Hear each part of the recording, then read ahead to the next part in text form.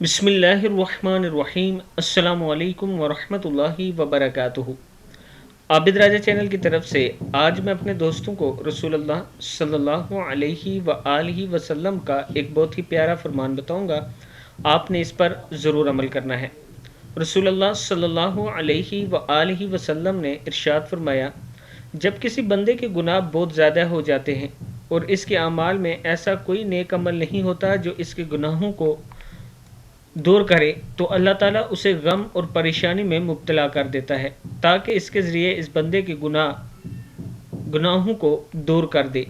फिर सुन लें, जब किसी बंदे के गुनाह बहुत ज़्यादा हो जाते हैं और इसके अमाल में ऐसा कोई नेक अमल नहीं होता जो इसके गुनाहों को दूर करे, तो अल्लाह ताला उसे गम और परेशानी में मुब्तला कर देता है ताकि इसके ज़रिए इस बंदे के गुनाहों को दूर कर दे। मुश्कात शरीफ की हदीस है। मैं अपने दोस्तों से गुजारिश करूंगा कि हर हाल में अपने रब का शुक्र अदा किया करें। अस्सलामु अलैकुम वरहमतुल्लाहि वबरकातुहू।